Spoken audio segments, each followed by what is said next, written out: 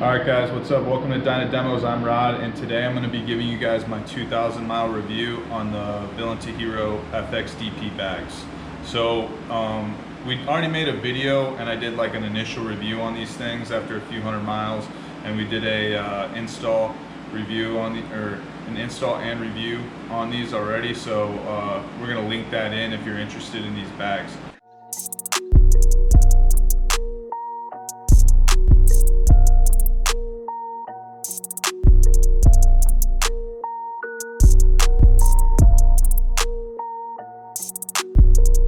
Alright guys, so these are the Villain2Hero FXDP bags. Alright, so they back in like the early 2000s, 90s, they used to run these on the cop bikes. They're pretty cool bags. I like them a lot. Just a few things we wanted to go over if you're interested in these bags. Alright, so I think what I paid for with shipping from North Carolina, I'm sorry, from California to North Carolina, I think I paid like 750 bucks.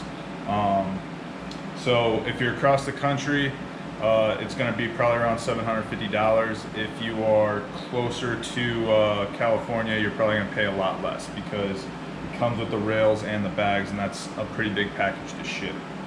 All right, so what they're made out of? They're made out of fiberglass. All right, that could be a good thing or a bad thing. So to tell you the truth, after about a month of having these bags, the fiberglass started to crack. Good thing for me, my buddies do a lot of repairs on heavy lift helicopters, so they knew exactly what to do. They got me set up. I reached out to Villain2Hero, told him what I was dealing with, sent him some pictures. He got me back like I think 150 bucks or something like that for my troubles, which was cool. But you know, after a month of running the bags, you just kind of, you know, get a little pissed off that something you just spent $700 on is already breaking. All right, so then what I did was I painted them. I actually made a mistake of painting them with some undercoating, which was a big mistake, and then I tried to sand it off, which was another big mistake. So what I ended up doing was I just ended up taking them outside of the pressure washer, getting some alcohol, and just using the pressure washer to strip them. So I ended up just painting them this flat black color right here. You know, didn't just rattle can them really. So yeah, it comes with the mounting system. How they're mounted is it's mounted to the rail, and then there's a little eyelet that goes over your shock stud right here. So you can see that I'm running the RWD piggybacks, and by just initial look, Lego, if you pan around, it looks like they fit pretty good. And I thought I had enough clearance, but I don't know if you can see it right in there. The shocks are rubbing a little bit. So what I think we're gonna end up doing, I think if you're running piggyback shocks, you should probably flip them upside down. That's probably what I'm gonna do as soon as I get a chance, because to tell you guys the truth, I'm tired of repairing these bags. I'm tired of messing with them. Everybody's like, oh, why don't you just get rid of them? I feel like I got too much blood and sweat and money into these bags already, so I'm stuck. I'm gonna keep them for a while. All right, they do come with these. He sends you out a couple keys. All right, I think I got them right here on my key ring somewhere. Yep, right here. All right, so you can lock them. Wrong side. Sends you out 2 sets of keys. All right, so that was for this bag.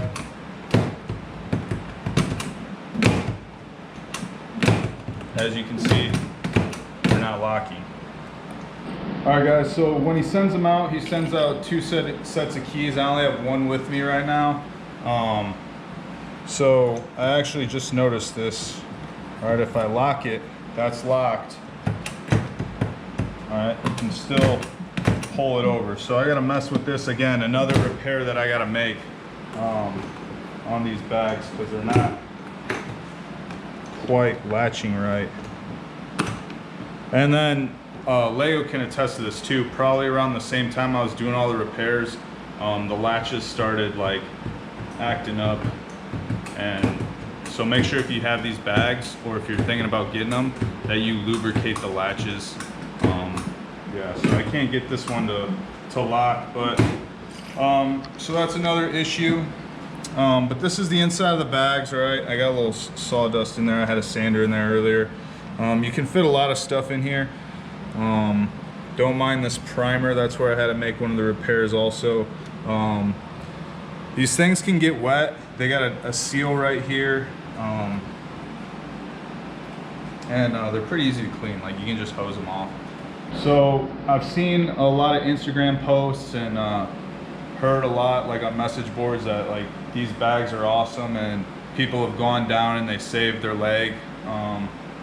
So the rails seem pretty sturdy. Everything seems pretty good, except, you know, just in my experiences, I just haven't had good experiences with the actual fiberglass. Like I said, I've had to repair it twice, had to repaint them twice. The piggyback shocks don't really fit that well with the way I have them mounted. I need to flip the piggybacks. Honest review, if I had to buy them again, or if I was gonna do it all over again, based on my experiences, I probably would go with something else like the Deviant Fabs, or maybe like the Leather Pros. I think if you're gonna spend, you know, like $600-700 on a set of bags, you don't really want them to, you know, get messed up and have to keep dealing with them. You just want to put them on your bike, throw stuff in them, and ride off. Point your handlebars in the direction that the sun sets and just ride. So that's my honest review. I do like the way they look. They look pretty sweet, but just haven't had good luck with them. So one other thing about these bags is that me and Lego actually didn't notice it at first at all, and then someone asked about it, and they asked if the bags chattered, and we're like, no, what the hell is this guy talking about? No, they don't chatter. And then we started to really listen for it, because we both wear full face helmets and we're both usually hooked up to the Sennas or listening to music or whatever, and we noticed that they have a lot of chatter on them. So you will, if you're paying attention, you probably will hear that chatter on the bags. These don't chatter. So, honest review, that's all the issues that I've had with the bags, which have been a lot. Maybe I just got a bad batch. Maybe I didn't, I don't know. But that's my review on the Villain2Hero bags. All right, so these bags were, with shipping, I think on the website he's got them for like $599. With shipping across the coast, it was like around $700. Based on me and Lego's new scale of difficulty, I would rate these an easy 6-pack. They're not that difficult to install, and like I said, if you got that alloy art docking hardware, it makes the job even easier. So yeah, that's pretty much it for the bags. Hope you guys enjoyed the video. Hit us up, shoot us a DM if you have any more questions on them. Again, I'm Rod from Dyna Demos, and make sure you like, comment, and subscribe. Thank you.